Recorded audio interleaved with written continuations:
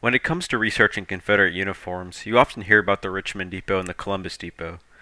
Very little attention is paid to Confederate depots west of the Mississippi River. This is primarily because relatively little is known about Confederate uniforms that were issued in the Trans-Mississippi, compared to uniforms issued in the eastern or western theaters. One of the most prevalent and productive Confederate depots west of the Mississippi River is the Houston Depot. The Houston Quartermaster Depot began operation in early 1862 under Captain Edward Clifton Wharton. Very little is known about Wharton's personal life, although we do know that Wharton was born on November 18, 1827 in Oklahoma. The Houston Depot began by Wharton purchasing clothing and equipment from various local sources and producing tents in-house. This initial production proved to be successful, so Wharton expanded production to making his own products with the aim to reduce costs. In December of 1862, Wharton added a shoe and tailor shop to the Houston Depot. By 1863, Wharton was producing his own clothing and a wide range of soldiers' equipment. In late 1863, Wharton's depot expanded to a hat factory and fabric mill. Wharton's quartermaster skills were so successful that he was put in charge of all quartermaster operations in Texas. He even expanded operations to all over Texas by the end of the war. Due to detailed writings left by Wharton in period sketches, we can draw a relatively detailed picture of the clothing and equipment that was produced by the Houston Depot. Wharton's shoe shop produced two types of shoes, the soldier's shoe and the Negro brogan, the former being issued to troops and the latter being issued to the Labor Bureau workers. Wharton also acquired shoes via various contractors and foreign imports. The soldier's shoe was a double-soled, pegged, blackened using ink dye and made of thick Texas leather. However, Wharton found that the thick Texas leather would make the shoe unnecessarily heavy, causing him to contract for calf hides. Wharton would use the calf hide for the upper of the shoe and the thick Texas leather for the soles. Shoes produced in both styles would undoubtedly be common. Shoes needed to be produced for the 3,000 enslaved people working in the Labor Bureau in 1863. Wharton did not feel like the workers needed the soldier's shoe for their tasks, so he had special lasts made for their shoe. The construction of the soldier's shoe was likely similar to the Negro brogan. Shoes produced by local contracts were more likely similar to those produced in Wharton's shop.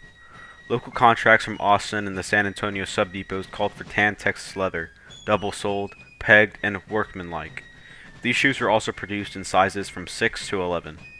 More than likely, most of these shoes would be blackened. However, there are some accounts of russet brown shoes. The presence of accounts indicates that russet shoes were pretty uncommon based on the fact that they deserve comment.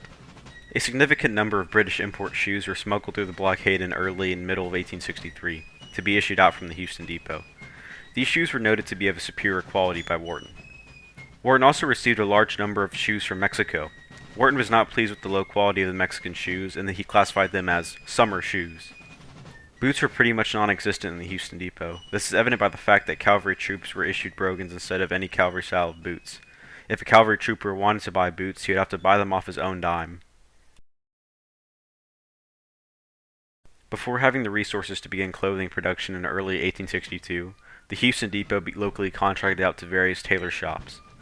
It is not known for certain exactly what these contracted uniforms look like, but the troops receiving these uniforms described them as a blouse and trousers, made of bleached white woolen cloth. However, Wharton did not favor contracting as it was too expensive. With the arrival of 12,000 yards of English import cloth coming through the blockade, Wharton decided to ramp up in-house production in the fall of 1862. What Wharton described as his winter issue would become the most iconic Houston Depot jacket. Wharton describes these jackets as being single-breasted with 7 buttons, made of cadet gray imported cloth, heavy weave cotton for the lining, and with blue, yellow, or red branch of service facings and collar made of imported woolen cloth, and cutters to come below the tops of the hips. This jacket was also made without branch of service facings as well, meaning a plain jacket. These cadet gray jackets were made possible through consistent shipments of imported cloth through the blockade. The imported cloth jacket would become a staple of the Houston Depot. Like shoes, Wharton also produced jackets intended for the enslaved workers of the Labor Bureau, but these jackets were also issued to the troops. These jackets would be cut, exact, or somewhat similar to the imported cloth jackets, but would be made out of white woolen kersey cloth produced by the Huntsville Penitentiary, and would have cotton Osnaburg lining. These jackets would have been produced sometime in 1863. Also like shoes, Wharton received ready-made jackets through the blockade. In the fall of 1863, Wharton received 2,400 jackets. It is not known who made these jackets, and nor their characteristics, just that they were described as gray. In 1864, 10,000 uniforms made by the Peter Tate Company in Limerick, Ireland, arrived at the Houston depot.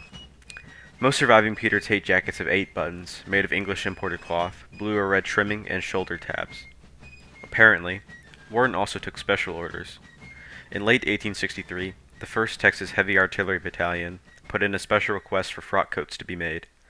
Warren honored this request as many of the members of the battalion were prominent Houston socialites. The characteristics of these frock coats are not known, just the fact that they are frock coats. As Wharton produced a winter jacket, he also produced a summer jacket. The summer jacket was most likely cut very similar to the winter jacket. The summer jacket was made from white cotton jean produced by the Huntsville Penitentiary, and would be lined with cotton Osnaburg of the same source. The use of cotton jeans would have undoubtedly made this jacket light and suitable for its purpose. There are still a lot of unanswered questions when it comes to the jackets from the Houston depot. The information mentioned is simply what we know. Most likely there is a style or cut of jacket that the Houston depot produced that we simply do not know about. A considerable selection of buttons were used on Houston depot jackets. Some surviving buttons that have been excavated in Texas include T. Miller buttons cast in Houston. T. Miller cast buttons include an I, C, or A, and 2 styles of star button with the CS in the middle. Waterbury Button Company Texas star buttons have also been dug up in Texas. The Houston depot also took advantage of imported buttons, also known as script I, A, and C. Peter Tate lined I buttons have also been found. Warren also produced his own buttons. These buttons are made of pewter and sheet metal and are somewhat plain. Houston depot trousers can be split up into 2 different styles. The first style is made with English imported cloth, 4 or 5 buttons each pair, unbleached domestic cotton for the pockets and waistband, an adjustment belt on the back, and half-inch wide branch of service stripe down the side of the trousers. If being issued to cavalry troops, the trousers would be reinforced with an additional half yard of cloth. However, Warren preferred to save the imported cloth for jackets and use the Huntsville Penitentiary cloth whenever he could for trousers. These trousers would have had very similar characteristics to the imported cloth trousers, excepting being made of white Huntsville cloth. It is also important to note that not all trousers produced by the Houston depot had a branch of service stripe down the side, as many were plain. Warren also produced a summer trouser style. These trousers would have been made of cotton jean from Huntsville and lined in cotton Osnaburg for the pockets and waistband. Like jackets and shoes, Warren received foreign import trousers as well. In 1864, Warren received 2,916 pairs of imported trousers that were described as gray. In November and December of 1864, Warren would receive 10,000 suits manufactured by Peter Tate from Ireland.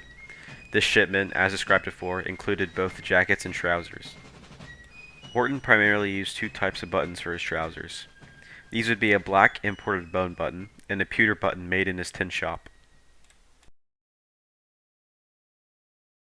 To begin, the Houston depot is chiefly known for its production of caps, which consisted of a gray crown and sides with a band colored in blue, yellow, or red. This fits the regulations which had been put out by the Confederate government to the letter. There is also a lesser-known alternative to this, which is the wide-brim slouch hat. Our earliest record of this is on May 16, 1863, when Wharton expressed his belief that wool hats should replace the issued cap. Until this point, he had been receiving black English imported hats which he would issue. By the end of 1863, he had established a hat factory, which made a hat that Wharton describes as plain but serviceable wool hat, of which the troops stand in much need. By November of 1863, there was another need for 10,000 more hats for the troops. To oversee this operation, Wharton detailed Private Aaron T. Fuller of the 26th Texas Cavalry, who had been a hatter before the war. Construction began on this factory on roughly December 4, 1863. The initial location is still unknown, with San Antonio or Washington County being the most likely locations. By April, the factory was shipping hats to Houston for issue, though under the command of Major John H. Capman, who had taken over in early 1864. Capman would move the factory to LaGrange, Texas, in May, though it would continue to produce until the end of the war. For shirts, Wharton had a wide selection of cloth to use. Wharton noted that he used unbleached and bleached cotton, cotton jean, linsey, linen drill, flannel, cotton, Osnaburg, and hickory cloth. Various patterns would include Roanoke stripes, indigo blue stripes, checks, and calicos.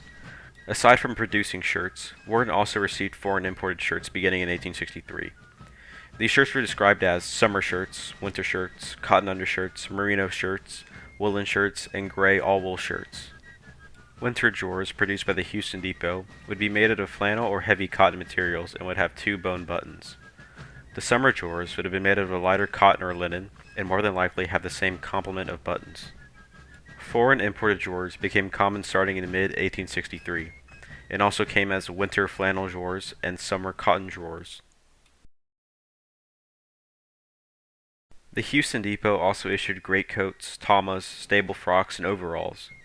However, these were never made in large quantities and were seldom issued. Perhaps, Warren's priorities can be best stated by his own words.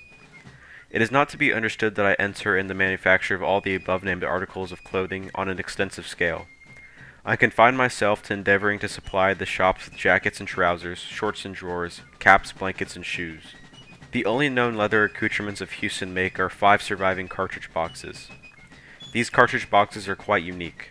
They are made of either blackened or russet leather, stamped with a massive CS lettering, and in between the CS there is a circle that is stamped with the Ordnance Department in Houston. Also in the circle is Texas and the year of production, 1864. The cartridge box has belt loops on the back and no place to attach a sling, indicating that slings are seldom produced in Texas. The cartridge box is also larger than the other .58 caliber cartridge boxes. This may be because the box was meant for English arsenal packs, which are larger than domestically made arsenal packs. Other accoutrements including belts, cap boxes, haversacks, and knapsacks would most likely be of local production or imported from England. Although it is important to note that Texas arsenals were infamous for not producing bayonet scabbards. With the information presented on the clothing and equipment produced by the Houston Depot, the question arises of how extensive Houston Depot equipment was amongst the troops in the Trans-Mississippi theater of the war. Perhaps these numbers can answer the question. From January 1st, 1863 to January 30th, 1864, Warren issued 13,691 hats and caps, 20,925 jackets, 1,435 coats, 40,293 trousers, 39,407 shirts, 35,057 drawers, 3,426 pairs of socks, 43,657 pairs of shoes, 377 greatcoats, 98 U.S. tamas, and 308 stable frocks. These issues were sent to Arkansas, Louisiana, Texas, and the Indian nations. In short, the Houston Depot clothing was very prevalent. It is also important to note that the summer and winter variants of clothing were not really issued based on the season, but were issued whenever available. Morgan Wolfe Merrick of the 3rd Texas Cavalry, Arizona Brigade, kept a journal and a sketchbook during his service. His drawings show his regiment wearing the winter-style uniform, men in gray jackets with yellow cuffs, collars, and cap bands. Merrick also shows an artillery battery with the same winter uniform, just this time they have red trimming for their branch of service. Thanks for watching, everyone. Hope you all learned something about Confederate uniforms in the Trans-Mississippi.